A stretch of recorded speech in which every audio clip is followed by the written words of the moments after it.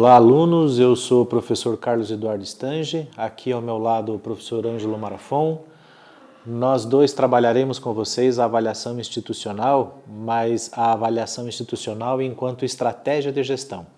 A perspectiva que nós temos nesta disciplina é uma visão prática, relacionando aqui reflexões que exigem de quem promove, faz, estrutura a avaliação desde a sua consideração da estruturação do projeto, tornando esse projeto uma atitude factível dentro e implementando junto à gestão da escola, direcionando todo esse processo ao viés do ensino e abrangendo aqui, numa perspectiva mais ampla, todo o processo educativo, ou seja, é uma visão que pode abranger tanto a educação básica quanto a educação superior.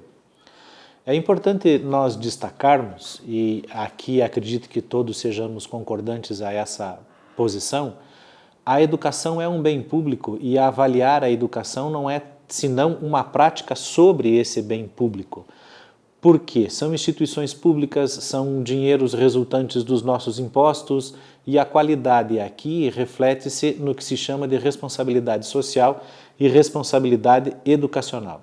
Essa qualidade que buscamos, versando sobre as condições de oferta de ensino e aprendizagem, perpassam todas as situações de uma escola, quer seja ela educação básica ou educação superior, desde as noções da sua administração, zeladoria, infraestrutura, até as condições de docência, discência, pesquisa, extensão, enfim, todas as atividades que possamos e fazemos dentro do nosso ambiente escolar. A partir dessas noções que colocamos como senso geral, é necessário a quem venha a trabalhar a perspectiva da estruturação de um processo avaliativo que perceba como e qual caminho, de uma maneira mais pragmática, mais prática, se deve pensar ou, ao menos, direcionar as questões que levem à estruturação de um projeto e que esse projeto tenha reflexo na missão, na visão e no negócio institucional. Negócio institucional, todas as escolas, independente do seu nível e da sua característica básica ou superior, têm em si um negócio centralizado, ou seja, é o ensino. A partir do ensino, temos a pesquisa como sustentação e o reflexo na responsabilidade social, os movimentos extensionistas, ou seja, aquelas formas às quais a escola atinge, alcança a sociedade.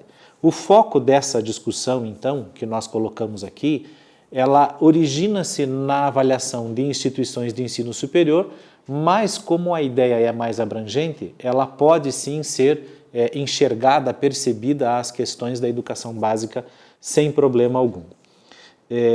Temos na nossa estrutura da disciplina 8 capítulos, 3 unidades.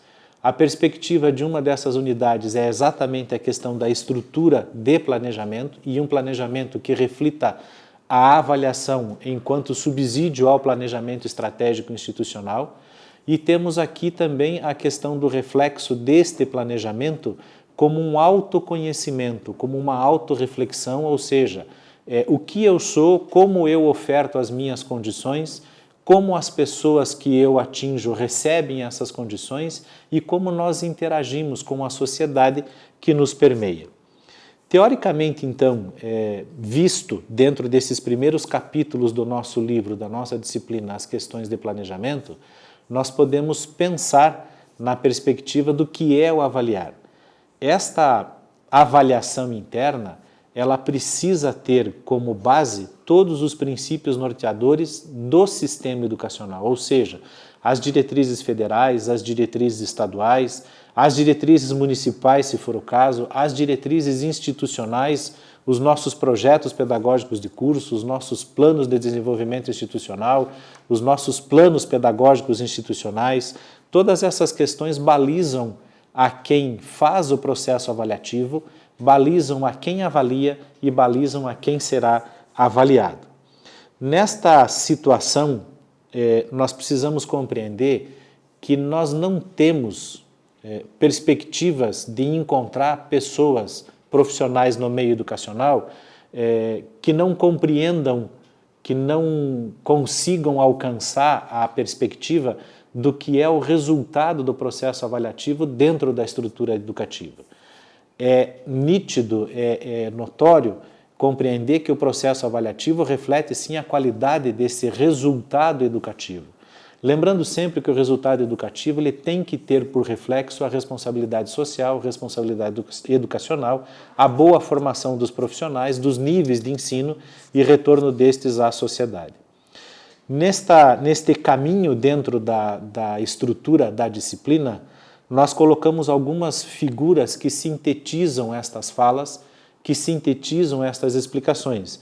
Essas figuras estão dentro dos capítulos e versam sobre características de projeto, dimensões de planejamento, organizações de planificação para que se possa ter um cronograma por objetivos específicos, estruturação dentro desta razão institucional de quais condicionantes, ou seja, quais são as condições básicas que determinam a avaliação, de quais princípios esta avaliação deve primar, estruturar para que então seja bem recebida por toda a sua população e tenha por si reflexos que tragam melhor correspondência ao que eu sou enquanto proponente de uma condição de oferta de ensino, ao que eu pretendo ser e ao que eu consigo ser enquanto proponente numa condição de oferta de ensino.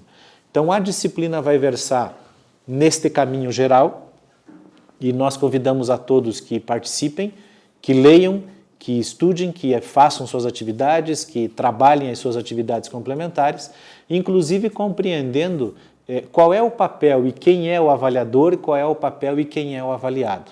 É importante também nessa estrutura nós trabalharmos uma situação que é mais a área do professor Ângelo a respeito das condições do que é patrimônio, do que é avaliação e do que é quantitativo. Então eu vou passar a fala ao professor Ângelo e ele complementa essa parte da disciplina. Bom, alunos, eu vou explicar um pouco sobre a questão do quantitativo, levantamento quantitativo de patrimônio e de avaliação. Inicialmente temos que pensar que o levantamento de informações e dados é o que subsidia um processo avaliativo. Nós temos dois tipos de levantamento, um é quantitativo e o outro é perceptivo. Dentro do levantamento quantitativo, nós temos que pensar de que forma coletar as informações para que possamos ter a real situação de nossa instituição. Uma boa forma de coleta de informações são planilhas eletrônicas. E hoje nós temos também, além das planilhas, nós temos sistemas operacionais, sistemas informatizados que podem nos dar subsídio patrimoniando a instituição. Então, esse levantamento seria nesse sentido. Para o levantamento perceptivo, nós devemos construir questionários ou instrumentos que reflitam ou que tentem refletir a posição que se encontra a instituição que está sendo avaliada. Para que isso? Para que nós tenhamos um diagnóstico da instituição. Isso a gente chama, no livro mesmo, de diagnóstico institucional. Na figura 7 do livro, vocês podem ver que tem uma estrutura lógica de planejamento. Essa estrutura subsidia até mesmo a construção dos instrumentos perceptivos para avaliação institucional.